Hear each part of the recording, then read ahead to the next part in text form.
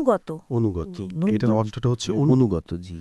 পূর্ণ নামটা বলেন তো আপনি। আমার নাম হচ্ছে মোসাম্মদ মাহফুজা খাতুন। আচ্ছা, এটা হচ্ছে আপনার হচ্ছে ভালো নাম। আর ডাকনাম হচ্ছে কানিতা। এই কানিতা নামটা কে রেখেছে? আসলে ওইভাবে একটু কোরআনে আমি পাইছিলাম অর্থটা আর কি, যে কারণে এই নামটা আমি যেখানেই সেখানেই ব্যবহার করি।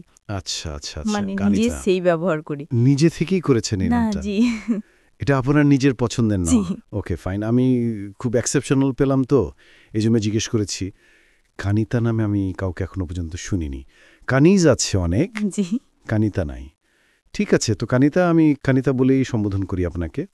বয়স কত আপনার এখন? 27+। 27+, রাইট। সো আপনি 27+, মানে 27 বছর বয়স আপনার, এবং আপনি মূলত থাকছেন সাতক্ষীরাতে। জি ভাইয়া। সাতক্ষীরা থেকে আপনি এসেছেন আমাদের এই রেডিওতে এই গল্পটা বলার জন্যে। তো ঠিক আছে কানিতা, শুরু করেন, কি গল্প আপনার শুনি একটু। হ্যাঁ, আমি ছোটবেলা থেকেই বলি। জি। আসলে আমার বয়সটা ঠিক বলতে গেলে অনাকাঙ্ক্ষিতভাবে, মানে আমার বড় 2 ভাই বোন যখন হয়েছিল, আসলে আমি যে ভূমিষ্ঠই এরকম একটা ইচ্ছা আমার বাবা মারিও ছিল না। যেহেতু দেখা যাচ্ছে আমি যখন গর্ভে আসি, অনেকেই বলছিল যেহেতু আমার বাবা অনেক গরিব কৃষকের জন্য, দেখা যাচ্ছে যে 3টা ছেলে মেয়ের এইভাবে কিভাবে খাইতে দিবে। অবশ্যই এটা কি আমার বাবা মা তেমন কিছু ভাবতো না যে রাখবো কি রাখবো না, কিন্তু তারপরও দেখছে আশপাশে সবাই এসে বোঝাতো, যেহেতু এটা তো লেখাপড়া কম জানে। তো এ অবস্থায় দেখা যাচ্ছে আমার না রাখার জন্য ওষুধ খাওয়াইছিল, কিন্তু আসলে কাজ হয়নি, আমি ভূমিষ্ঠ হয়েছি, এটা আমার মায়ের মুখে শোনা। দেখ, ছোট থেকেই আমি আসলে অনেক চঞ্চল ছিলাম, আশেপাশে পড়েছিলাম, ব্রেনটাও মোটামুটি ছিল। আমি দেখা যাচ্ছে ওইভাবে অনেক ছোটবেলা থেকেই ক্লাস আমার যখন মানে 3.5 বছর কিংবা 4, তখন থেকে আমি লেখাপড়ার প্রতি প্রচুর আগ্রহী। দেখা যাচ্ছে আমার বড় ভাইয়া যখন পড়তো, বইগুলো নিয়ে খুবই নাড়েচাড়া করতাম। সেই থেকেই দেখা যাচ্ছে আমার স্কুলে ভর্তি করানোর জন্য চেষ্টা করছিলাম, কিন্তু স্যারাটা মানতেই চাচ্ছিল না যে এত ছোটবেলায় এভাবে পড়ালেখা যায় না। তো স্যারা একটু শুনে দেখেন যে ও পারে কিনা। তারপর দেখা যাচ্ছে যে আমি পারছি, সবকিছু বলতে পারছি। তারপরেও বলছিল যে না, আমি এভাবে ভর্তি নিব না। তখন আমার ভাইয়া বলছে, না ছাড়, ওর নাম না ডাকলে সমস্যা, ওর বই খাতাগুলো এমনি সব নষ্ট করে ফেলে। তারপর থেকেই আর কি আমার ওই ছোটবেলা থেকেই পড়াশোনায় ভর্তি করে দেওয়া হলো। আমি ওখান থেকে পড়াশোনায় রানিং শুরু হয়েছিল, তবে পড়াশোনার প্রতি আমার আগ্রহটা কম ছিল। দেখা যাচ্ছে কি যে বইটা পড়বো এরকম না, আমি ক্লাসে উঠবো এটাই হচ্ছে টার্গেট। আমি ক্লাসে উঠবো। ওকে, আচ্ছা। তো দেখা যাচ্ছে আমি পড়াশোনায় আমার ভাই বন্ধুর থেকে সবসময় ঘুমিয়ে যেতাম, কখনোই পড়তাম না। ক্লাসে গিয়ে ঘুমিয়ে যেতেন? ক্লাসে ঠিক না, বাসায় পড়তাম না। তো আমার মা সবার কাছে জিজ্ঞেস করতো, ও ক্লাসে কি করো, কি পারে, স্যারও কি মারে? তো কই না, ও কোনোদিনই স্যারদের কাছে মার খায়নি পড়াশোনার জন্য। আচ্ছা আচ্ছা। আমি আসলে স্যার যখন প্রথম বেঞ্চ থেকে শুরু করতো পড়াশোনা, তার থেকে আমি পেছন দিকে চলে যেতাম, যে পড়াটা কমপ্লিট করে ফেলতাম। ওকে। এরকম। যাই হোক, আমার এরকম পড়াশোনার প্রতি প্রচুর একটা টান ছিল দেখা যাচ্ছে। এরপর আমি যখন আস্তে আস্তে বড় হই, তখন দেখি দুর্নীতি, যেটাকে বলা হয় ব্রিলিয়ান্ট স্টুডেন্ট হোক আর বিশেষ করে ধনী ব্যক্তির ছেলে মেয়ে, এদেরকে বেশি আগ্রহ করে করে পড়াশোনা ধরে। এটা আপনার চোখে পড়েছে? হ্যাঁ, আমার এটা চোখে পড়েছে। তা আমি সেখান থেকে বলতাম, আমি যদি কখনো টিচার হই, তা আমি এভাবে এরকমটা করব না। যে কম পারে, যে অনেক গরিব, আমি তাকেই পড়াশোনাটায় ধরবো, তাকেই এইটা করব। তারপর থেকে এভাবে আর কি করতাম, এভাবে ক্লাস পাস করলাম, মানে 5 পাস করলাম। তারপরে দেখা যাচ্ছে যে আমি যখন একটু বড় হয়ে যাই, আশপাশে যে ক্রাইমগুলো হয়, দুর্নীতি, যাই হোক, দুর্নীতি বলতে ঝগড়াঝাটি, এ বিষয়ে পুলিশও আসতো। আমার স্বপ্নের কিছু ঠিক ছিল না, যখন যেটা দেখতাম তখনই ভাবতাম যে আমি এটাই হব। আচ্ছা। এরকম দেখা যাচ্ছে যখন পুলিশ এসে দেখা যাচ্ছে ধনী ব্যক্তিদের বাড়িতে এসে বসতো, গরিবদের বাসায় বসতো না, ওদের বেশি চোটপাট করতো। তো বলতে আমি বড় হয়ে আমিও পুলিশও হব, হয়ে আমি গরিবদেরই জায়গায় বলবো। এটা আপনার মনে হচ্ছে? হ্যাঁ, আমার থেকে দেখা যাচ্ছে এরকম চোখে পড়তো। তো মানে এভাবে আমি একের পর এক স্বপ্ন দেখতে শুরু করতাম। তারপর যখন আমি ক্লাস 8 কিংবা 9-এ পড়ি, যে অনেকেই বড় হয়, কিন্তু আমার ক্লাসের ওইভাবে কেউ বান্ধবী ছিল না। আমি দেখা যাচ্ছে অধিকাংশ মিশটা ছোটদের সাথেই, ছোট ক্লাসেই, কারণ আমার থেকে অনেকে সবাই বড় ছিল। তো আমার ক্লাসের বান্ধবীরা সবাই প্রেম করতো, এই সমস্ত আর কি। ওকে। তো আমি যখন ক্লাস 8-9-এ পড়ি, তখন আমার একটা বান্ধবী আমাদের বাড়ির পাশে, ও চিঠি লেখছে, লেখার পরে সেটা আমারে দেখাচ্ছে। আমি বলছি এটা কি? তো ওটা চিঠি। কি করতে হবে এটা? ছেলেদের দিয়ে যাদের জানা ভালোবাসে ছেলেদের কাছে দেই। তো এটা কি লাল ইয়ের উপরে? ও কোন ক্লাসে থাকতো এটা? এটা 8-9 থাকতো। আপনার বান্ধবী? এটা কাজ করবে? হ্যাঁ, বান্ধবী। ওকে। তো আমি বলছি যে লাল এটা আবার কি? চিঠির উপরে, চিঠি বুঝলাম। হুম। তো ওর যেটা হচ্ছে রক্ত, এই দেখো আমার আঙুলের মাথা কাটা, এটা দিয়ে আমি আর কি রক্তটা দিছি। কেউ এটার মানে কি? তোকে তুই বুঝবি না, বড় হো তারপর বুঝবি। দেখো যা করে, এই পর্যন্ত আমার অত বুঝাও কাজ নাই। আমি পড়াশোনা নিয়ে বেশি ব্যস্ত থাকতাম, ক্লাস ওটাতেই আমার বেশি টার্গেট ছিল। তারপর আমি যখন 10 করি, আমি ওইভাবে কখনো টিউশনি দিত না আমারে, দিত, তবে আমার টিচার পছন্দ হতো না। দেখা যাচ্ছে রে 1-2 দিন যেই দেখতাম গল্প করতো স্যাররা বেশিরভাগে। তো ওটা আমার পছন্দ হতো না, আমার খালি খালি টাকা ব্যয় হবে, দরকার নেই, আমি পড়তাম না, ওরা পড়তো। এবার ক্লাসে এসে দেখা যাচ্ছে যখন রেজাল্ট হতো, অঙ্ক সাবজেক্টটাই সবচেয়ে রেজাল্টের আগে আসে। মানে আপনার ভালো হতো? না, দেখা যাচ্ছে অঙ্ক সাবজেক্ট যারা পাশ করে তাদের রোলটা আগে দেওয়া হতো, আর যারা এক সাবজেক্ট ফেল করে তাদের রোলটা অনেক পিছিয়ে যেত, যতই নাম্বার বেশি হোক। তো দেখা যাচ্ছে আমি তো অঙ্কেতে প্রাইভেট পড়তাম না, তো আমি অঙ্কেই ফেল করতাম প্রতি ক্লাসেই। 6 থেকে দেখা যাচ্ছে 8 পর্যন্ত আমি এরকম ফেল করছি, তবে আমার সবার শেষে রেজাল্ট। তো দেখা যাচ্ছে আমি বলছি আমার তো নাম্বার এত বেশি ওদের থেকে, আমার মানে রোল তো এত পিছে কেন? তারপর ভাইয়ার কাছে একদিন জিজ্ঞেস করলাম, ভাইয়া বলতো তোর এই লাল কালি দিয়ে দাগানো, এটার জন্যই তুই সবচেয়ে পিছিয়ে থাকিস। যারা করে প্রাইভেট পড়তো আর সারা মানে রেজাল্ট শিটটা তৈরি করতো, তো যার ফলে এরকম। যখন ক্লাস 8-এ পড়ি, আমি কোনো রকম বা ভাগ্যক্রমে যাই হোক অঙ্কে তার টিকে যাই, যেই আমার রোল তখন 3-এ চলে আসে, 6 থেকে আর কি। যারা এইটা ছিল তফা থেকে আমার উপরে চলে আসে, সেখান থেকে আমার আগ্রহটা আরও বাড়ে। তারপর যখন আমি এসএসসি দিব, টেস্ট পরীক্ষায় আমি অঙ্কে ফেল করি। ওহো। যেহেতু আমি টিউশনে ওইভাবে তো আমার তো না করতামও না, তো 20 মার্কস পাইছি। তবে জ্যামিতিতে আমি নিজের মতো করে যতটুকু বুঝতাম বুঝাই দিতাম, আমাদের স্যারদের সামনে গিয়ে আবার বুঝাই দিতে হতো। তো জ্যামিতি আমি খুব সুন্দর করে বুঝাই দিতাম। তো দেখা যাচ্ছে আমাদের ওখানে টেস্টে আবার ফেল করলে নিয়ে যেত না। তো ওই স্যারটা আমার জন্য সুপারিশ করছিল যে মেয়ে এত সুন্দর মানে পারে, জ্যামিতি পারে, সে ফেল করতে পারে না। হুম। যাই হোক, ওনার অনুরোধে আমার নিয়ে যাওয়া হয়েছিল। আমি জানি না অবশ্য এটা স্যারের এইটা করছে। পরে স্যার একদিন জিজ্ঞেস করলো আমার ইংলিশ স্যার, যে তোমার কিসের সমস্যা, তুমি অঙ্কে কি করো? আমি কি স্যার, আমি তো পড়ি না, তো হচ্ছে আমি যদি একটা মাস্টার দিয়ে পড়বা, আমি কি অপবানি? তো আচ্ছা দিয়ে টেস্টার করেই 2 মাস কি 3 মাস থাকে, সে সময় দিছিল। দেওয়ার পরে আমি পাশই করে যাই, ভালো রেজাল্ট তো করি।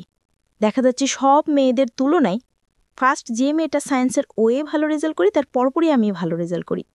এজন্য ছাত্রছাত্রীরা অনেক ভালো বুঝতো যে মেয়েটা এরকম ভালোই দেখতাম না, কিচ্ছুই না, সে হঠাৎ এত ভালো রেজাল্ট করবে আমরা ভাবতেও পারি নাই। তোকে আমি ছাত্রদের কাছে খুব প্রিয় ছিলাম। তারপর আমি ইন্টারমিডিয়েট পাশ করলাম। ইন্টারমিডিয়েট পড়াশোনাকালীন ওরকম অনেকেই ভালো রাখতো, প্রেম করতো, তো আমি শুধু দেখতাম আর শুনলেই, কেউ কিছু বলতো না, যেহেতু ওদের থেকে আমি ছোট ছিলাম, তো কিছুই বলতে চাপতো না। তো এসে আমাকে বলতো কিছু বুঝিস না, আসি না। অবশ্যই আমি যখন মানে ইন্টারমিডিয়েট পড়ি, তখন ঠিকমতো ওড়না গায়ে দিতে পারতাম না। তো একদিন একটা ডিগ্রির ভাইয়া বলছিল যে এখনও ওড়না পড়তে জানে না, দেখা যাচ্ছে মানে এই ভর্তি হয়েছে। আমার কথাটা খুব খারাপ লাগছিল সেই দিনই। সেরপর দেখা যাচ্ছে আমাদের নবীনবরণ অনুষ্ঠান হয়েছিল, ওই অনুষ্ঠানের দিনই আমি করছিলাম, বক্তৃতা রাখছিলাম ফার্স্ট, আমার জীবনে প্রথম বক্তৃতা। তবে সবাই খাতা দেখে দেখে বক্তৃতাটা লিখছিল, আর আমি নিজের মতো করে লিখে একটা নিয়ে মুখস্থ টাইপের করে আমি সুন্দর করে আমার মতো করে বলছিলাম, ছন্দও মিলাইছিলাম। ওকে। যাই হোক, তারপর ওই দিন একটা গানও গাইছিলাম, আমি দেশের সেরা একটা গান গাইছিলাম, সেইটা লাইনে ধারে। এটাতে আসলে অনেক সবাই মুগ্ধ হয়েছিল, প্রাইজেরও ব্যবস্থা করা হয়েছিল। তো প্রাইজ যখন দিচ্ছে, ওই ভাইয়াটাই আমার প্রাইজ দিচ্ছিল। তো আমি সেখানে সবার মাধ্যমে বললাম আমি ওই ভাইটার কাছ থেকে প্রাইজ নেব না, ওই যে কথাটা বলছিল সেজন্যে। তো সবাই বলছে কেন, আমি বোধহয় সমস্যা আছে, ওই ভাইটা যেন কেমন, আমার ওই ভাইটা পছন্দ হয় নাই, ওই ভাইটার কাছ থেকে আমি এটা নিব না। ওকে। আসলে অপমানই করা হয়েছিল, আমি তখন বুঝতাম না, জাস্ট এরকমই। তো ভাইয়াটা আরেকটা ভাইয়ার কাছে দেয়, দিয়ে সেইটা আমি নেই, পরিষ্কারটা নেই। তো পরিষ্কারে এমন কিছু ছিল, দেখা যাচ্ছে মেয়েদের দুল, চুড়ি, হার, ফিতা, এই সমস্ত টাইপের। তো আমার বান্ধবীরা ওইগুলো ভাগ করে নেয় নিজেরাই, আমারে দেয় না। যাই হোক ওই পর্যন্ত ছিল। আমি তখনও খুব বেশি করতাম না প্রেম ভালোবাসা, একটু একটু হয়তো বুঝতাম, কিন্তু ওইভাবেও বুঝতাম না যে কি হবে না হবে। ইন্টারে পড়ছেন তখন? হ্যাঁ, আমি তখন ইন্টার পড়ছি। আমার মেইন টার্গেট হচ্ছে আমি যখন কলেজে উঠছি তখন আমার মেইন আমি যখন দেখা যায় একটা বুঝে গেছি, যখন আমি ক্লাস 7 তখন আমার আপুর বিয়ে হয়ে যায়। আমার আপুর বিয়ে হয়ে যাওয়ার পরে আমার জন্য এরকম প্রস্তাব আসে। আচ্ছা। আসলে দেখা যাচ্ছে আমি বলছি কি অবস্থা, আমি তো এখন ছোট, আর এই বয়সে কে বিয়ে করে, আর আপাতত দেখা যায় পড়তে চাই না তাই বলে বিয়ে দিচ্ছ, আমি তো পড়তে চাই, আমারে কেন বিয়ে দিবা। তো দেখা যাচ্ছে ওই মানে আমার মা আবার খুব আমাদের 3 ভাই বোনের পড়াশোনার প্রতি খুবই ইচ্ছুক ছিল। তো দেখা যাচ্ছে আমার কথাই মেনে নিছে। এসএসসি পাশ করলাম, তারপরেও আবারও প্রস্তাব আসে, এখন আমি ইন্টার পাশ করব তারপরে। আচ্ছা। তারপরেও দেখা যায় আমি ইন্টার পাশও করলাম, ছেলেদের ভালো লাগতো কিন্তু তারপরেও করতাম না। হ্যাঁ। ঠিক এর মধ্যে দিয়ে আছে আমার যে বান্ধবীরা, গ্রাম্য বান্ধবীরা, ওরা যখন রিলেশন করতো ওই রকম যখন বাবা মার জানতে পারছে, টপাটপ ধরে বিয়ে দিয়েছে। কেউ আবার মানে কলেজ অবধিও যেতে পারেনি, ওই 9 অবধিও সবাই গিয়েছিল। এই কথাটা আমার মাথায় আছে যে আমি যদি ওই রকম প্রেম করি আমারও ওই রকম বিয়ে দিয়ে দেবে, আমার পড়াশোনা হবে না। আচ্ছা। তো দেখা যাচ্ছে ভালো লাগতো হয়তো ছেলেদের, কিন্তু ওইভাবে তাকাতাম না, বারবার তাকাতো কিন্তু আমি তাকাতাম না। যদি রিলেশনে জড়িয়ে যাই দেখছি আমারও বিয়ে দিয়ে দেবে। রাইট। তো দেখা যাচ্ছে আমি এভাবেই ইন্টার পাসও করলাম। করার পরে যখন বুঝলাম, অনেকের আমি কাঁদতেও দেখেছি, যে রিলেশন করার পরে বান্ধবীরা কাঁদছে, মানে ছেলেদেরও আমি কাঁদতে দেখেছি। তো আমি শুনতাম যে কি অবস্থা, তো ওরম করছে এই করছে যে জন্য কাঁদছে। তখন থেকে আমি বুঝতে পারছি যে আসলে জিনিসটা কি, এরকম হয়তো বা হয়, ভুলে যাই। মানে আপনি করার আগে মূলত আপনি কি এমন আইডিয়া পেয়েছেন যে না, এমন রিলেশন করার কোনো দরকার নেই? এরকমই। তো আমি সেই সময় থেকেই একটা গানও লিখছিলাম ওদের নিয়ে। যাই হোক, তো আমি যখন যেটা হয় সেটা নিয়ে আমি গানও লিখি। আচ্ছা। যাক, সে সময় গানটা লিখেছিলাম একটা। তারপরে দেখা যাচ্ছে আমি যখন বিয়ে ভর্তি হই, নতুন বিয়ে ভর্তি হবার এরকম লাস্ট দিকে, সে সময় আর কি একজন ভালোবাসার হাত বাড়ায় আমার। তার থেকে মানে তার আগে থেকে ও ইয়ে দিত, টাচ দিত যে আমি একজনকে খুব ভালোবাসি, এই করতো। কে ছিল? ছেলেটা কে ছিল? ছেলেটা ছিল আমার রিলেটিভ। আচ্ছা। ও আপনাকে আগে থেকেই ফলো করতো? হ্যাঁ, ও আমার ফলো করতো। তো দেখা যাচ্ছে ও এরকম ফলো করতো, করতো, বলতো। তা আমি বলছি কে সে, আমাকে বল। তো বলছে না, সময় হোক তারপর বলবো নি। তো এরকম করতো মাঝে মাঝে, ওরকম খুব করতো। আমি বলছি কি সমস্যা বল, আমি দেখি কিছু করতে পারি কিনা। তো বলছে না। মানে ও এসে আপনাকে বলতো যে কোন একটা মেয়েকে এসে পছন্দ করে? হ্যাঁ, খুব পছন্দ করে। তো বলছিস না কেন, তাহলে যদি সে আমার মানে নাকচ করে, আমি এটা মেনে নিতে পারবো না। যাই হোক, আমি একটু সময় নিচ্ছি, সময় হলে ঠিকই বলবো তোর সাথে। আমি বলছিলাম ঠিক আছে।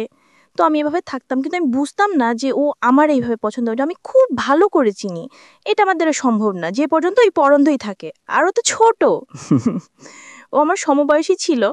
তো দেখা যাচ্ছে ও এরকম করার পর দেখা যাচ্ছে বিয়ে যখন আমি ফার্স্ট ইয়ারের শেষের দিকে যাব, মানে ডিগ্রি? হ্যাঁ ডিগ্রি। ওই সময় দেখা যাচ্ছে একদিন এরকম শীতের সময়, সে সময় শীতের সময় ও বিশ্বনাথ রোডের মাঝখানে দাঁড়ায়। ওর ফ্রেন্ডও ছিল। হ্যাঁ, এর আগে ওর দুইবার ওর ফ্রেন্ড নিয়ে আসছিল আমাদের নানু বাড়ি, আমাদের বাড়ির পাশাপাশি ওর নানু বাড়িতে বেড়াতে আসছিল। এসে ওর ফ্রেন্ডে দিয়েও বলাবে ও সাহসটা পাচ্ছেন। আর ওই সে তো আমার অনেক আগে থেকেই বলছে, ওই 9 যাই হোক এরকম ইন্টারমিডিয়েটে ওরকম বলতো।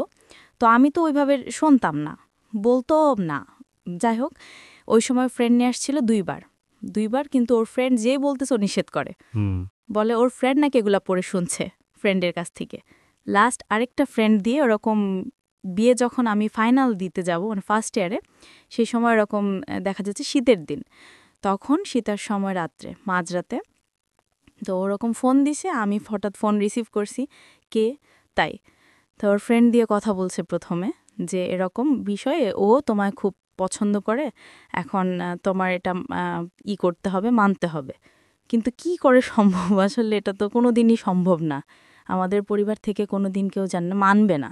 আর এ যদি শোনে, আমাদের মেরেই ফেলা। মানে ছেলেটা আপনার সম্পর্কে, আত্মীয় সম্পর্কে? হ্যাঁ, আত্মীয়তে। আচ্ছা, ওদের ভিতরে আমাদের ভিতরে অনেক ভালো সম্পর্ক, আর এই বিষয়টা নিয়ে অনেক ঝামেলাও হতে পারে। আর আমি চাই না যে এরকম কোনো ঝামেলা হোক। ও তখন বলে যে কোনো সমস্যা হবে না, আমি সব কিছু ম্যানেজ করে ফেলবো, শুধু হাঁ বলতে হবে, তুই শুধু হাঁটা বল। তোর ফ্রেন্ড এটা বলছে, আমি ওরে খুব তখন প্রচুর নেশা করত, মানে সিগারেট। আর আমার তো ভাইদের কাছ থেকে শুনছি ওরা একসাথে আবার ও পড়াশোনাও করতো, পড়াশোনার মাঝে মাঝে আবার কাজও করতো, যে কোনো কাজ করতো। ওকে। এটা আমার আসলে খুব ভালো লাগতো যে কাজগুলা করেও। আমি এমনি পরিশ্রমী ছেলেদের এমনি খুব ভালো লাগে। তো এই বিষয়টা আমার খুব ভালো লাগতো। যেই জিনিসটা খারাপ লাগছে, ও সিগারেট খাইতো, দিনে দেখা যাচ্ছে 3-4 প্যাকেটও শেষ করে ফেলতো। তো আমি যে জিনিসটা খুব খারাপ, আর তুই মানে ও এরকমটা কেন করছে, ও নেশা করে, আর যেটা আমি সবচেয়ে বেশি ঘৃণা করি, এটা আমি মোটেও পছন্দ করি না। তোর ফ্রেন্ড বলছে আমিও তো খাই, আজ অবধি আমার গার্লফ্রেন্ড আমার এটা নিয়ে করতে পারেনি, যে খাওয়া থেকে বন্ধ করতে পারেনি, কিন্তু আজ যদি তুমি হ্যাঁ বলো তো আমিও খাওয়া ছেড়ে দেবো, ও তো দেবে আমিও দেবো, এরকম একটা বলে।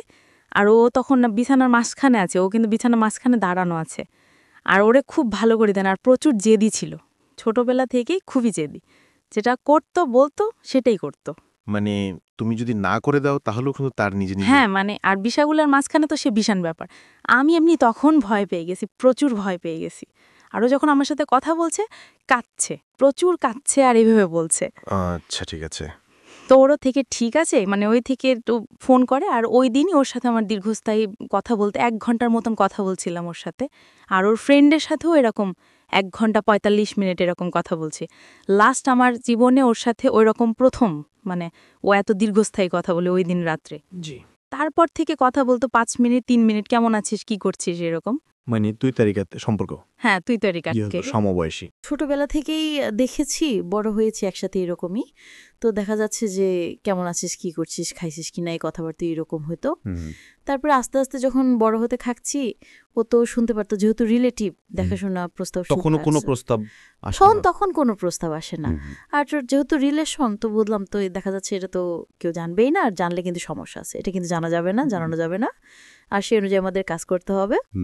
তো প্রচুর মানে, আর দেখা যাচ্ছে আমার থেকেও সমবয়সী হলেও আমার থেকে 2 ইয়ার নিচে ছিল। আচ্ছা, মানে পড়াশোনার দিক থেকে? হ্যাঁ, পড়াশোনার দিক থেকে। আচ্ছা, পড়াশোনা আমি যখন বিয়ে করছি, ও তখন যে ইন্টারমিডিয়েটও পাশ করেনি এরকম। তারপর যখন আবার মানে বিয়ে ভর্তি হয়, তারপরও আবার লস খায় এরকম। যেহেতু ও কর্ম করতো, তো ও ওরকম টিউশন মানে প্রাইভেটেও করতো না, যে আসলে কাজ করতে যাইতো, ওখান থেকে ফর্ম ফিল আপের টাকা পাঠাইতো, বাইরের দেখে ফর্ম ফিল আপ করতো না। ওর প্রতি একটু অবহেলা দেখেছি আমি। ওর ফ্যামিলি থেকে? ওর ফ্যামিলি থেকে বন্ধ করতে হবে, কোনো মতে এটা চালানো হবে না, এটা আমি সবচেয়ে বেশি ঘৃণা করি। তো দেখা যাচ্ছে কমাই দিত, বলতো আমি খাই না, এই করি না, সেই করি না, এরকম বলতো। তারপরেও তো ওইভাবে নেশা, আমি জানি সেটা তো সবাই ছাড়তে পারে না। আমাদের পাড়ার প্রতিবেশীরা তো তো ওদের যদি সিগারেট খাইতে আমাদের বাড়ি আসবি না, তো এরকম বলতাম। তো আসলে ওরা ছাড়তে পারি না, আমি দেখছি। আর ওরাও বলে যে এইটুকু হঠাৎ করে ছাড়া যায় না, ওর মুখেও শুনছি যে আমি ছেড়ে দেবো, কিন্তু আমি জানি ও ওইভাবে ছাড়ে না। তবে খবর নিয়ে দেখছি কমাই দিছে। তারপরে দেখা যাচ্ছে প্রায়ই আমার পরীক্ষার সময় মাঝে মধ্যে বেড়াতে আসতো, যার ওই রিলেশনটা হওয়ার পরে ও ঢাকায় চলে গেছিল। ঢাকায় যে ওখান থেকে কথা বলতো, আর ওই 2-5 মিনিট কথা বলতে এভাবে কেমন আসছিস, কি করছিস, খাইছিস কিনা, এরকম বলতো। তো ওইখানে ও মানে হিসেব দিচ্ছিল, গার্মেন্টসে কাজ করতো, এখানে যে তো পরিবারের দেখে টাকা পয়সা থাকে না, ও নিজের খরচ চালাইতো, এরকমই। তো কথা বলতে বলতে হঠাৎ দেখা যাচ্ছে কথা বলা বন্ধ, কয়েকদিন ধরে কথা বলে না। ও প্রায়ই ফোন দিত, আমি কখনো ফোন দিতাম না। ওই ফোন দিত যে হয় সকালে, না হয় বিকালে, না হয় দুপুরে, মানে প্রতিদিনই ফোন দিত যে কোনো টাইমে। তো ওইভাবে কথা বলতাম, 2-5 মিনিট কথা হতো। আর কথা বললে তো আমার মার সামনে প্রায়ই কথা হতো, সিম্পল, মানে কেউ বুঝতে পারতো না যে আমাদের ভিতরে এরকম একটা রিলেশন আছে। বাইরে কোনো দিন প্রকাশ পায়নি, জাস্ট আমাদের নিজেদের ভিতরে জানার মধ্যে ওই ফ্রেন্ডটা জানতো আর আমি জানতাম। যাওয়ার পরে দেখা যাচ্ছে এখন 2-3 বছর পর একটা আমার বান্ধবী জানতে পারে, সে বান্ধবীর সাথে ও বলছে, আমি কিছু বলিনি, ওই বলছে, কারণ আমি এইভাবে জানতে দিতাম না। গ্রামে যদি এটা জানাজানি হয় খুব সমস্যার ভিতর পড়ে যেতে হবে। আর আমরা এমন একটা পরিবার, দেখা যাচ্ছে গরিব, কিন্তু আমাদের সম্মানটা ওখানে অনেক বেশি, খুবই বেশি। আমার বাবা দাদু খুবই সরল ছিল। তারপর আমার ভাইয়া আপুরা তো এরকম তাল ছিল না, যেহেতু এরকম যদি আমার কোনো সমস্যা হয় আমার পরিবারের দেশে মানুষ সময়ের ব্যাপার, সে কারণে সবাই বলবে যে উনি প্রেম করে। আর ছোটবেলা থেকে আমার এইরকম ইচ্ছা ছিল, যখন থেকে বুঝতে পারছি জিনিসটা, কান্নাকাটি করে মানুষ, তখন থেকে আমি এটা করতাম যে যাকে ভালোবাসবো তাকে বিয়ে করবার দরকার হলে আমি প্রেমই করব না। দেশে বিয়ের পরে প্রেম করবো এরকম, যখন আমি বিয়ে ফার্স্ট ইয়ার থাকতাম বুঝতেছি যে তখন থেকে। এজন্য কি পুল আমি কাউকে জানাতে দিতাম না, যে মান সম্মানের ব্যাপার। তো দেখা যাচ্ছে ওই কথা বলতো, ওইভাবে জানাজানি হয় না। তো যখন এই করতো যে আজ দেখা যাচ্ছে আমরা একটা রিলেশনে জড়াইছি, আজ কত দূর আজ যে সময় তো কথা বলতো লাইফ পার্ট, তো হঠাৎ একদিন কথা বন্ধ, কথা বলে না। তো আমি বাসায় ওর কাছে তো ফোন দিই না, ফোন অনেকদিন 5-7 দিন পরে ফোন দিছি, দেখি ফোন ট্রু তো চায় না। তারপরে আমি ওর বড় বোনের কাছে ফোন দিই, কেমন আছে আপু, কি করছো? কিন্তু এই যে চোরের মনে পুলিশ, পুলিশ ডাইরেক্টরি বলতাম না যে ও কেমন আছে, যদি কিছু মনে করে অবশ্যই মনে করবে না। তারপর চোরের মনে পুলিশ, পুলিশ যদি কিছু মনে করে কেমন আছো, হ্যাঁ ভালো আছি। তো ফোনটা তো সে মাঝে মধ্যে করে, অনেকদিন পর পর দেখা যাচ্ছে 1 মাস 1.5 মাস পরে যখন ফোন করে, আমি যে কি ব্যাপার, ফোন বন্ধ ছিল। সে আমার ফোনটা আসলে আমার বসের ফোনটা সমস্যা হয়েছিল, তো তা আমার ফোনটা আমার বস ব্যবহার করতো, কিন্তু আচ্ছা ঠিক আছে এই জন্য আর কি। তো চেষ্টা মাঝে মধ্যে এইখান থেকে ওইখান থেকে ফোন দিলে তো হয় যে তাহলে আর মানুষ টেনশনে থাকে না যে কোথায় আছে না আছে কি করছে। তো বলতেছে সমস্যা নেই, আমি ভালোই থাকি, সবসময় ভালো থাকি, ভালোই তো রাখিছিস, আমি কেন ভালো থাকবো না, এইসব বলতে আর কি।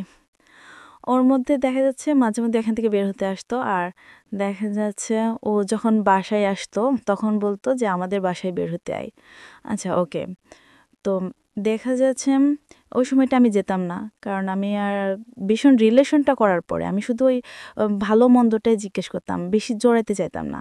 কিন্তু ও একদিন মনে হয় বুঝতে পারছে, হঠাৎ পেরে বলছে কি, তুই কি শুধু আমার সাথে অভিনয় করছিস আমার ভালো করার জন্যে? যদি মনে করিস এটা অভিনয় করছিস, জীবনে সবচেয়ে বেশি বড় ভুল যদি করে থাকিস সেটাই করবি তুই, এরকম বলছে। তখন আমার ভীষণ খারাপ লাগছে যে আসলেই তো আমি চাচ্ছিলাম যে আস্তে আস্তে ভালো হয়ে উঠুক, কারণ ওর দেখা যাচ্ছে আমি তো রিলেশনের ভিতর জড়াইতে চাচ্ছি না, রিলেশন করে আমি বিয়ে করারও ইচ্ছাও নেই। তো প্রথমত ওরকম কথা, কিন্তু ওর কথাটা শোনার পরে আসলে আমার খারাপ লাগছিল, সত্যি সত্যি যদি কিছু করে বসে থাকে। যাই হোক, ভালোভাবেই কথা বলতাম। তো এভাবে ওর সাথে আমার কোনোদিন আমার জীবনে লাইফে ওর সাথে কোনোদিন আই লাভ ইউ জিনিসটা আমি ব্যবহার করিনি, যেটা সত্য। ও মনে হয় মাঝে মধ্যে 1-2 বার বলছে কিনা জানি না, এই কেমন আছি, কোনো প্রস্তাব আসছে কিনা এই সম্পর্কে। তো জি জি আচ্ছা। তো দেখা যাচ্ছে এর মধ্যে আসলে প্রস্তাব আসতো, কিন্তু ওইটা আমরা জানতে দিতাম না, যেহেতু দেখা যাচ্ছে কিন্তু ডিসিং অন করে বসে। তো দেখা যাচ্ছে প্রায় এরকম প্রস্তাব আসলে মানে হতো না মা কোনো সমস্যা না। তো একদিন আমাদের বাসায় আসে, সেই দিনই আমার ছোট মামি একটা প্রস্তাব আর কি দিল, খুবই রাগ করে, প্রচুর রাগ করে। ওই সমস্ত মামা বিয়ে দিয়েই ইয়ে হয়েছে, সেই হয়েছে, ওইখান থেকে আবার ছেলে নিয়ে দেব, এরকম করছে। তো আমার ছোটো মামি বলে, তো তোমার একটু জ্বলছে কেন, তোমার কি, তোর বাপ মাকে বিয়ে দেবো তো তোমার কে, না ওরে বিয়ে দেওয়া কেন, ওরকম ছেলে দেয়া যায় না, ভালো ছেলে হলে দেয়া যায়, এরকম বলছে। ভালো ছেলে হলে দেয়ালে ওরকম ছেলে দেয়া যায় না, ওকে এরকম বলে। তারপরে মারে বলে যে ওরকম ছেলেরে বিয়ে দিও না। তো মা বলে যে আচ্ছা ঠিক আছে, তাহলে ভালো ছেলে নিয়ে আইসিস, তাহলে বিয়ে দিবানি। তখন পর্যন্ত ওকে তো কেউ ফ্যামিলির কেউ সন্দেহ করেনি, কখনোই না। তো দেখা যাচ্ছে ভালো ছেলে আনিস, তাহলে বিয়ে দিবনি, সমস্যা নেই। বলতেছে হ্যাঁ ভালো ছেলেই আসবে, ওরে কোথাও দেখাইও না, ওইভাবে যেন ওর প্রশ্ন না আসে, এই আর কি। এতটাই মানে ডিপ রিলেশন ছিল আপনাদের ফ্যামিলির সাথে? খুবই ক্লোজলি। এটা দেখে আর ওরা তো ভাই বোনেরা মানে খুবই করতো, হিংসা করতো। আর আমরা, ওরা কয় ভাই বোনই আমরা কয় ভাই বোনই, এতটা করতাম, কেউ বিশ্বাস করতে পারতো না যে এরা মানে আপন না এরকম কেউ মতো, মানে মায়ের পেটের ভাই বোনের মতো, এতটা সম্পর্ক ছিল আমাদের ভিতরে। তো দেখা যাচ্ছে এভাবে আমাদের চলে, প্রস্তাব তো একের পর এক আসে। যখনই প্রস্তাব আসে আসলে আমার মানে এমন এমন প্রস্তাব আসে, মেনে নিতেও বাধ্য যে প্রস্তাবটা খারাপ না, না করার মতনই কিছু না।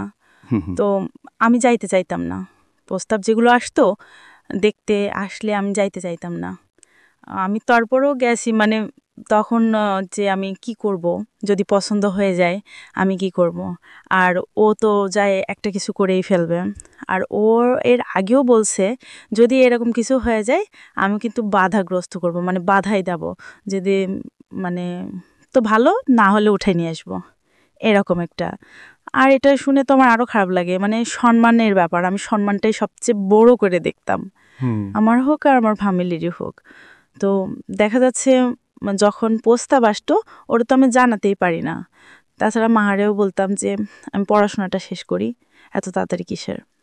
তারপরও দেখা যাচ্ছে ওরা তো পড়াশোনায় করাবে কিংবা পড়তে চাইলেও পড়াবে, তাহলে সমস্যা কি, মানে মেনে নেওয়ার মতো তেমন কিছু না এরকম। তো আমি যখন ওদের সামনে যেতাম, আমি ঠিকমতো চুলটা, সাজুগুজো তো দূরে থাক, আমি চুলটাও ঠিকমতো কোনোদিন আশ্রয় যায়নি ওদের, যাতে করে আপনাকে দেখে পছন্দ না করে। হ্যাঁ, পছন্দ না করে। তো মা এ নিয়ে আমার প্রচুর বকাবকি করতো, চলে যাওয়ার পরে প্রচুর মানে গালাগালি করতো, মানে খুবই। তো দেখা যাচ্ছে আমি সহজে মার সামনে থাকতাম না, যখনই আসতাম তখনই শুরু করতো, যাতে গালাগালিটা না দিতে পারে সেজন্য আরে আরে ঘুরে বেড়াতাম। তো দেখা যাচ্ছে সামনে আসলে ভাত খাওয়ার সময় তো একসাথে খাই, আমরা কেউ কাউকে ছেড়ে ভাত খাই না। দেখা যাচ্ছে ওই সময় খুবই রাগারাগি করে, তখন দেখা যাচ্ছে আমি নিচের দিকে তাকায় মানে চোখের পানি দিয়ে ভাত খেয়ে ফেলতাম, এরকম অবস্থা। ওহো, মানে কিছু বলতেও পারতাম না, কিছু করতেও পারতাম না, না পারছি বলতে, যেরকম একটা না পারছি যে এটা মানে থাক, তখন এরকম হয়তো শুধু কান্না করতাম, মানে প্রত্যেকটা অবস্থা এরকম, মানে পুরো প্লেটটা ভিজে যেত, হয়তো দেখতে পারতো না, অমনি আমি ভাত খেয়ে নিতাম, চোখের পানি খেয়ে নিতাম, তো এরকম অবস্থায় চোখের পানি খাইতাম। তো এরকম অবস্থায় যেত। তারপরে দেখা যাচ্ছে প্রত্যেকটা ক্ষেত্রে এরকমই হতো, কিন্তু আর কোনো দিন যেন আফারে বলতাম যে আফা এগুলো দেখলো না, একটু বোঝা না, যেটা হচ্ছে আমি বড় হয়েই তো যাচ্ছি, আমি পছন্দ মতন বিয়ে করব না, আমি তাহলে এমন কোনো করছি না যে সবাই প্রেম করে একটু সমস্যা করে, যে আমি যে সেরকম কিছু করছি না, শুধু একটু পড়তে যাচ্ছি, এছাড়াও তো কোনো সমস্যা না। তা আফাও বোঝায় যে ও যেহেতু বিয়ে করতে চাচ্ছে না, কেন বারবার ছেলে আনো, সব সময় তো ভালো ছেলে আসে না, তো এরকম তো ব্যাপার, তো সমস্যা কি, ও তো পড়াশোনায় করবে, ওরা পড়াশোনা করাবে। তারপর আমি বোঝাতাম যে অনেক ক্ষেত্রে দেখেছি শ্বশুর শাশুড়ি যে পড়াশোনা করতেই পারে না, আমারও যদি এরকম হয়, এরকম বোঝাতাম। কিন্তু মেন ছিল ও যে ওর কথাটাই বেশি মনে পড়তো, আর ও যখন আমাদের এখানে বেড়াতে আসতো ও কান্না করে চলে যেত, কাঁদতে কাঁদতে চলে যেত, এরকম অবস্থা। তো একদিন আমি এরকম পড়ছি, আমার মাথাতো ভাই আসছে, থাকতো আমাদের এখানে মাঝে মধ্যে এসে থাকতো। তো একদিন আমি পড়ছি বসে, তো হঠাৎ আমার মাথাতো ভাই বাইরে গেছে, ও বসে আছে, আমি পড়ছি, তো বলছে তোর হাতটা দে, রাত্রেবেলা।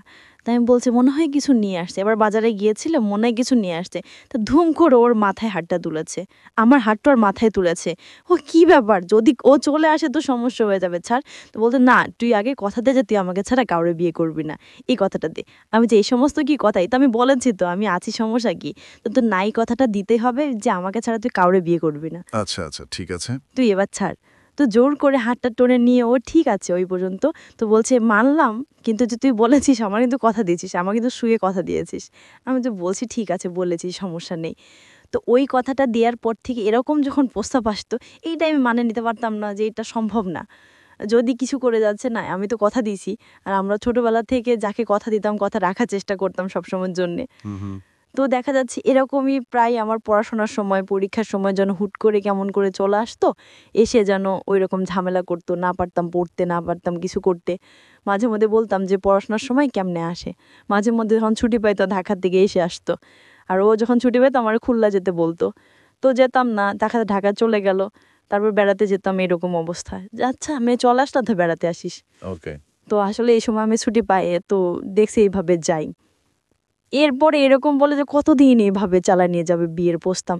আমি কিছুক্ষণ মাথা ঠাড়া ঠাড়া, ঠিক আছে দেখে তোর বড় বোন একটা আছে, তোর কোনো দিন কি তোর বিয়ে দিবে, বড় বোন রেখে আগে আবুর বিয়ে হোক তারপরে। তো দেখা যাচ্ছে আবুর বিয়ে ঠিক হয়। তো দেখা যাচ্ছে আপুর বিয়ের আসলে এই মানে দেখাশোনাটা জাস্ট হয়েছে ওর রিলেশনটা করার পরে, যখন ঢাকায় চলে যাই তারপরে মাঝে মধ্যে একদিন আসছিল আমাদের বাসায় রিলেশনের পরে। জি, তারপরে আর লাস্ট দীর্ঘদিন বিয়ের ও যখন 6 মাসের পর মাথায় আর কি করছিল, যোগাযোগটা বন্ধ করছিল, এনে আমি কয়েকবার গেছি, কিন্তু ওইভাবে আর যোগাযোগটা করতো না, মাঝে মধ্যে করতো। তো দেখা যাচ্ছে ওই আপুর বিয়ের সময় যে সে যাওয়ার পরেও বলছে যে তুই আসবি না আপুর বিয়েতে। আমি বলছি কেন না, আমি যাব না। কেন যাবি না? আমি বলছি এমনি যাব না। তা তুই না আসলে তো আমাদের বিয়েটাই হবে না, আপুর বিয়েটাই হবে না। কিন্তু অলরেডি খালু আমাদের নিতে চলে আসছে, 1 সপ্তাহে, বিয়ের 1 সপ্তাহে আমাদের নিয়ে গেছে, নানিরা আবার নিয়ে গেছে। তো ওর পরে বিয়ের দিনে আর কি ও হয়তো আসার পরে মাঝে মধ্যে প্রচুর করতো, সমস্যা করতো, মানে ফ্যামিলিতে প্রচুর ঝগড়াঝাটি করতো ওদের, মানে বাবার ভিতরে ওর ভিতরে কোনো দিনই নিজেদের ফ্যামিলিতে ঝগড়া, নিজেদের ফ্যামিলিতে বিশেষ করে ওর বাবার সাথে ওর মোটেই মানে হতো না, অ্যাডজাস্ট হতো না, ওনার মতো মোটেই ঘটতো না, এরকম এই নিয়ে প্রচুর ঝগড়াঝাটি হতো। তো দেখা যাচ্ছে বিয়ের দিনে ওরকম সমস্যা হয়েছে, বিয়ের আগের দিন সম্ভবত গায়ে হলুদের দিন প্রচুর ঝগড়াঝাটি করছে কারোর সাথে, এই নিয়ে ওর বাবার সাথে আর কি ঝগড়াঝাটি করছে খুবই। তো দেখা যাচ্ছে আমি এই সময় ওরাঙ্গছে চলে যাচ্ছে, প্যান গোছায় নিয়ে যে আমি ঢাকা চলে যাব। তো এই সময় ওই অবস্থা থেকে তো আমার কিছু করার নেই, আমিও তাড়াতাড়ি ব্যাগ গুছাচ্ছে, কেন দেখা যাচ্ছে ও চলে যাচ্ছে, আর একটা বাসা থেকে এরকম রাগারাগি হলে তো ওর ফ্যামিলিরও তো খারাপ লাগবে জিনিসটা।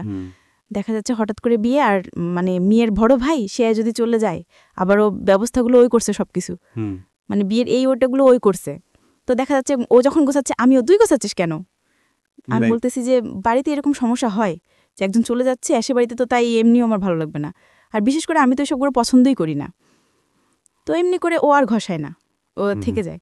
মানে আপনি চাচ্ছিলেন সাম্যমুখে আটকানোর? হ্যাঁ, ওকে আটকানোর জন্য জাস্ট। তো দেখা গেছে ও আর যায়নি, ব্যাগট্যাগ ফেলে রেখে দিল, যায়নি। তারপরে আমি আবার, আমার আপুরটা বিয়ে হয়েছিল, মানে কবুল পরে রাখছিল, শাদিটা হয়নি। আর এই শাদিটার সময় ও আর কি এটা হচ্ছে, তো ওর আগে যেদিন ওরকম ঝগড়াঝাটি হচ্ছে সেদিন আপুর বউ ওখানে ছিল। তো এর মধ্যে আমি একটা মানুষ আছে এর ভেতরে, তো বুঝাচ্ছি আমি ওনার বাবারে বোঝাচ্ছি, ওরে বোঝাচ্ছি, একটা মানুষ আছে এর ভেতরে, তোমরা এরকম অবস্থা কেন করছো, এ সমস্ত কি? তো কিছু বলে না, কেউ কিছু বলে না, ও আমার কথা কেন মেনে নেয় না, কারণ দুজনেরই তো মত আলাদা আলাদা, তাহলে কেমনে মেনে নেবে এই সমস্ত। যাই হোক, থাকে, এটা হয়। তো ওই বিয়ের দিন রাত্রেবেলা কথা বলতে যা আসে টুকরা 5 মিনিট 2 মিনিট এরকম ফোনে হতো, আর দীর্ঘদিন তো কথা হতো না। আচ্ছা, ওকে। ফোনই করতো না। তো ওই দিন রাতে দেখা যাচ্ছে পেঁয়াজ আনিসে প্রায় মানে 30 কেজির মতো, যেহেতু শাদী হবে তো সবাই আর কি ঘুমায় পড়ছে, মানে কাজ করতে করতে সব ঘুম। ও আর আমি ওই পেঁয়াজ ছিল আর কুড়ছি, মানে কোচাচ্ছি। তো গল্প করতে করতে দেখা যাচ্ছে 30 কেজি পেঁয়াজি পুরো করে ফেলছি।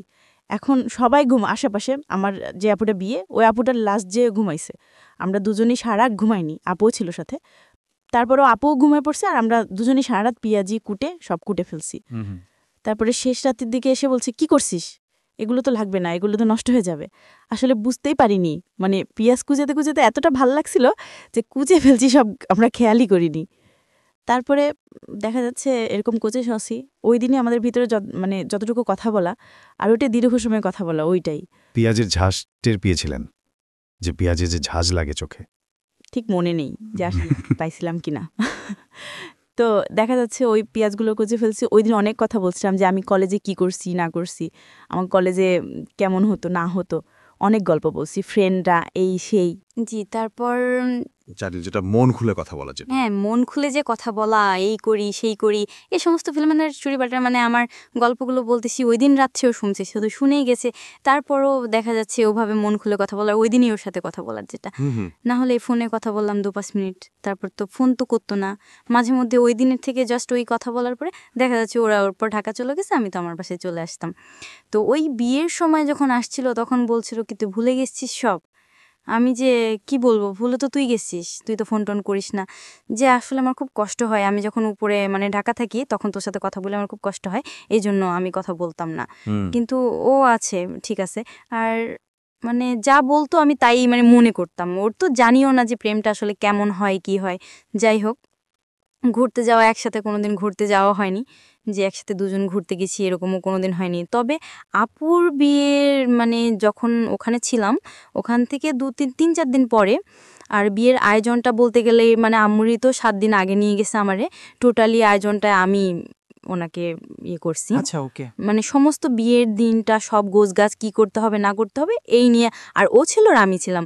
তো আমার সবচেয়ে বেশি খারাপ লাগতো, ওদের জন্য আমি অনেক কিছু করতাম। যাই হোক, তো বিয়ের সময় যেটা আমার খুব খারাপ লাগছিল, ওই বিয়ের দিনটা আমার আপুরে অনেক ভালোবাসতাম, নিজের বোনের মতো মনে করতাম, কিন্তু বিয়ের দিনই সমস্ত দায়িত্বটা আমার উপর দেয়া হয়েছে। যার যা টাকা পয়সা আছে সবগুলো আমার কাছে রাখা। আচ্ছা। ওই দেখার সবার আস্থার জায়গা। হ্যাঁ, ওর চাচাতো ভাইয়ের বিয়ের ইস্যু ছিল, অনেক তো টাকা তো রিং করে আনছিল, ব্যাংক থেকে লোন নিয়ে আপু তার বিয়ে হয়েছিল, 50,000 টাকা লোন নিয়ে, তারপর ওর চাচাতো ভাইদের কাছ থেকে 30,000 টাকা লোন নিয়ে বিয়েটা করা হয়েছিল। তো দেখা যাচ্ছে সমস্ত টাকা পয়সাগুলো আমার কাছে দেয়া হয়েছে, যার যেটা লাগছে তখনই, মানে আমি এতটাই ব্যস্ত যে বিয়ের যে অনুষ্ঠানের যে মজা, সে মজাটাই আমি করতে পারছি না, এরকম একটা অবস্থা। তো দেখা যাচ্ছে ওরকম হচ্ছে টাকা যাচ্ছে, ওই করছে এই করছে, কিন্তু আমার উপর গায়ে হলুদ হয়েছে, সেদিনও মোটামুটি আনন্দটা একটু হলেও করছি কাজের ফাঁকেও। কিন্তু বিয়ের দিনটা দেখা যাচ্ছে আপুর বিয়েটা নিয়ে বান্ধবীরা সবাই মজা করছে, আর বোনেরাও গেছি খালার মামা তো বন্টনে এলে সবাই ব্যস্ত আছে। আমার আপু একবারও আমারে ডাকছে না যে তুই কাজ করাবো তো এখানে আয়, সবাই তো এখানে আছে। তারপর আবার পার্লারে আপুরে সাজাতে নিয়ে গেছিল, তখনও মানে আপুর ভিতরে নেই, আমি শুধু কাজই করে যাচ্ছি, যে যা করছে আমি শুধু কাজই দেখে যাচ্ছি। তারপরে বিয়েটা হয়েছিল কমিউনিটি সেন্টারে হয়েছিল বিয়েটা। তো বিয়ের দিন দেখা যাচ্ছে সবাই গোছল গোছল করে সবাই কমিউনিটি সেন্টারে চলে গেছে। তো যাওয়ার সময় ও বলে যাচ্ছে যে তুই একটু তাড়াতাড়ি আসিস, যেহেতু বিয়ের উপহারটা তো দেয়া নি, এগুলো তোর লেখা লাগবে। তো আচ্ছা ঠিক আছে। এবার আমি যখন বাসায় গুছাচ্ছি দেখি আমার মাও তো গেছে, খালা আছে, ওনার ফুপুরা আছে। তো ওই অবস্থা দেখে আছে এরা কেউই যাচ্ছে না। তো এটা আমার দেখে খারাপ লাগে। আমি এমনই চাই যে সবাই মিলে আনন্দটা করতে, কিন্তু এরা কেউই যাচ্ছে না। আমি তখন বললাম আচ্ছা তোমরা এখনো কেন যাও না, সবাই তো চলে গেছে, তোমরা কেন আছো? দেখা যাচ্ছে মা চাচা এরা না গেলে কি হয়, অনুষ্ঠানটা কি জমে? আমি ওদেরকে পাঠাই দিছি, খালা গেছে গোছাল করে, আম্মু গেছে, তারপরে ওনার ফুপুরা গেছে।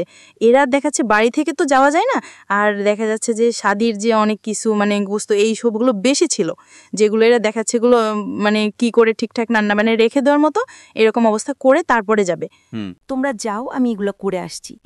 আসলে অনুষ্ঠানে মা এটাও না থাকলে কি অনুষ্ঠানই হয় না? তো আমি চাচ্ছিলাম যে আমি না যাই, ওদেরকে বাসায় রাখতাম আর একটা ভাল লাগছিল না। তো বললাম যে হয়তো তোমাদেরই খোঁজ করছে বারবারই, এরকমও হতে পারে। তো তোমরা গোসল করে তাড়াতাড়ি চলে যাও।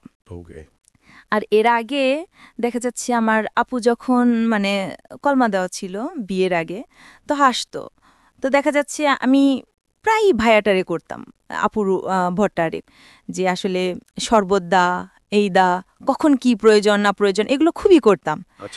তো ওই দিনই ভাইয়াটা বারবারই, আর কেউ বলুক বা না লোক, ভাইয়াটা বারবারই বলছিল যে সবাইকেই দেখছি, ওকে কেন দেখছি না, ও নেই কেন? তো এটা অবশ্য কারোরই মাথায় নেই। যাই হোক সবাই চলে গেল, আম্মু গেল, খালাবোনা সবাই গেছিল, আমি শুধু বাড়ির ওগুলো সব কিছু রান্নাবান্না ঠিকঠাক করে রেখে দিয়ে সুন্দর করে গোছায় টুছায় তারপরে গেছি। তো এতটাই দেরি হয়ে যাচ্ছে, তখন দেখা যাচ্ছে খাবার শেষ পর্যায়েই ওখানে কমিউনিটি সেন্টারে। তো আমি দেখা যাচ্ছে মানে শ্বাসকষ্ট দূরে থাক, মানে ওই দিনে মানে চুলটাও ঠিক মতন আর কাপড়ও লেবেন্দর পরারও টাইম নেই, যে ঝুকুনে একটা পুরে বড় কাপড়ে ঝুট দিছি এরকম অবস্থা। যে তারপরে দেখা যাচ্ছে মিষ্টি টিষ্টি দেই কি ভাইয়ারে, শেষ পর্যায়ে ওগুলো দিলাম, দিয়ে তারপরে বাসায় চলে আসলাম। তো ওই দিনে যে আপুর উপরে ছুট দিছে, আপুর সাথে একসাথে থাকতাম তো খুবই করছিলাম। তো থাকার পরে চলে আসলাম ওখান থেকে। 3-4 দিন পরে যখন আপুর এমনি তো হিমশিম 7 দিন আগে নিয়ে এসেছে, ওই দিনও প্রচুর কাজকামি করা, এই নিয়ে শপিং করলাম, তো বোরিং লাগছিল খুবই। তা আপুর যখন শ্বশুর বাড়ি ছিল, তা আমি ওরা বললাম যে ঘুরতে যাবি? তো বলছি হ্যাঁ। ও খুব খুশি হয়েছিল, ওই দিন টাস্ক ছিল, ঘুরতে যাওয়ার কথাটা শুনে প্রচুর খুশি হয়েছিল। তো বলছে হ্যাঁ যাবো, কখন বের হবে? তো কি, তো এখন দেখা যাচ্ছে এখন তো হাতে কাজ নেই, সময় আছে, তো চল যায়। তা আচ্ছা ঠিক আছে, তুই আগে যা, আমি পরে আসছি। যেহেতু একসাথে দেখলে কি ভাববে না ভাববে, তো গেছে, রাস্তায় দাঁড়ায় আছে, আমি রেডি হচ্ছি। এর মধ্যে আমার একটা মামা গেছে, কি যেন কাজে খুলনায় গেছে, মামা উঠে গেছে। এই সময় তো আবার যাওয়া যাবে না, মামা হয়তো অনেক পর জানি করে এসেছে, আবার সেগুলো করে আবার মামারে খাবার দেওয়ার ব্যবস্থা করলাম, এত করে দেরি হয়ে গেছে। ও তখন পাইচারি করছে নাকি রাস্তায়, তো রেডিও আমি কিভাবে যাই না করি বেরোতেই পারছি না। অনেকক্ষণ আগে ওয়েট করছে, তারপরে গেছি, যে দেখি বাড়ির পাশেই ঘুরছে, কিন্তু এখানে ঘুরছি করছে সেখানে। আমি তো বললাম ওটা সামনে দিকে চাইতে, তো বলছে থাক সমস্যা নেই, বলে দুজনে গেছি। কিছু দূর যাওয়ার পরে আপু ফোন করছে যে আমরা আসছি। তারপর আমরা ওই কিছু দূর যাওয়ার পরে আপুর ভাইয়া আসলো, ওই কিছু দূরে গিয়েছিলাম, যাওয়ার পরে ওখান থেকে দাঁড়ায় আপুর ভাইয়েরা নিয়ে বাসায় চলে আসলাম। ওই আসতে ঘুরতে যাবো, আমাদের দুইজনের একসাথে ঘুরতে যাব। ওই আধা ঘন্টা খানিক ঘুরছিলাম, ঘোরার পরে চলে আসলাম। আসার পরে ওই দিন থেকে বলছিল যে আপুর তো বিয়ে হয়ে গেছে, এখন এবার কথাটা গুলি, জানতে চাও এবার কথা বললে আরও পিটাবে, কারণ দেখা যাচ্ছে 50,000 টাকা লোন নিয়ে এই লোনগুলো শোধ করা লাগবে না। আমার বিয়ে করলে তখন তো আমার একটা খরচ থাকে, তখন এটা কিভাবে সামলাবি? তাহলে আপনারই লোনগুলো আগে শোধ হোক, তারপরে। একটা জিনিস খেয়াল করবেন যারা এই গল্পটা ইউটিউবে দেখছেন এবং রেডিওতে শুনছেন, আমরা আমাদের জায়গা থেকে চিন্তা করি, অনেক সময় মনে হবে যে এই গল্পটা এতটা সরল, তারপরেও এর মধ্যে এত জটিলতা থাকতে পারে, এত কমপ্লেক্সিটি থাকতে পারে। আপনাদের মতো করে আমিও চিন্তা করছি, মাত্র 50,000 টাকা। কারো কারো জন্য 50,000 টাকা 50 টাকাও না, ঠিক আছে, কিন্তু কারো কারো জীবনে এটা 50,000 টাকা 50 কোটি টাকার মতো।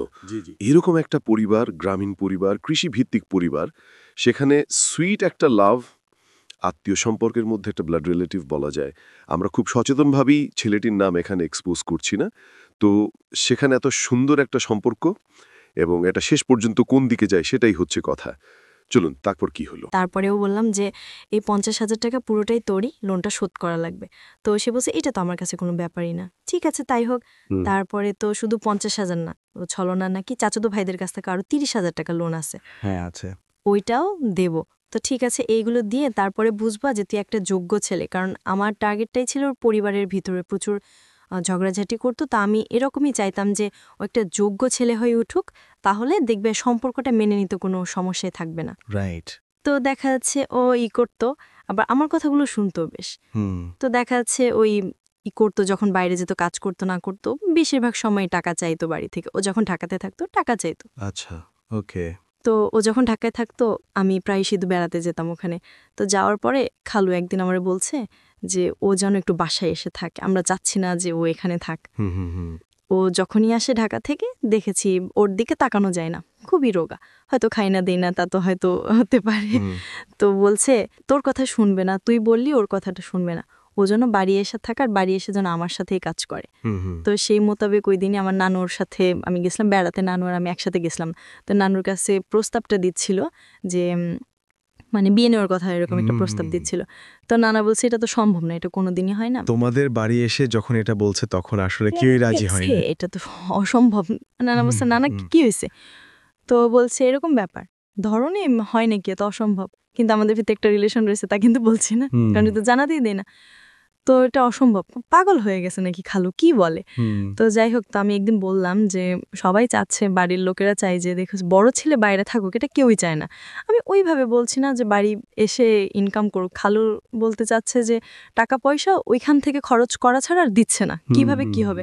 তো আমি টাকা পয়সা না বলে আমি দেখছি পরিবার আমার